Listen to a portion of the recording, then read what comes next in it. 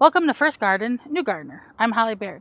We are growing sunflowers. We grow sunflowers every year and it's a lot of fun, and you can actually save your seeds if you catch them soon enough, and I'll show you that in a second.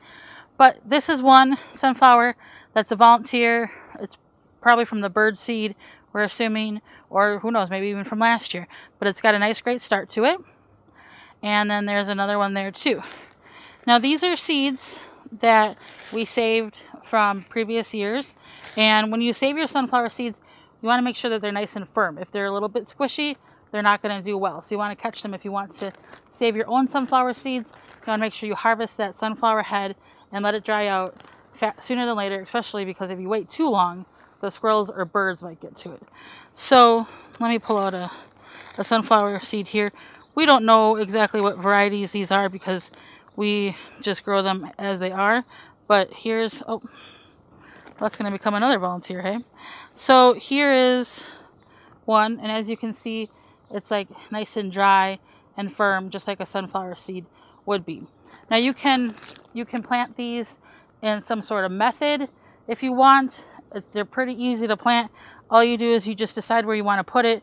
I'm going to put it right here amongst these tomato plants, and all you do is you just put your finger in pretty much up to like that first little joint. Put your sunflower seed in there, and then you just bury it. And then make sure you water it in nice and well, especially because we've been having a drought here, and then you are good to go. Now there's a lot of different varieties of sunflowers, anywhere from dwarf varieties to mammoth varieties. We've even grown the dwarf varieties in our home. So you can go and look at all the sunflowers. There's yellow ones, orange ones, even shades of red. And then you would just plant according to the directions.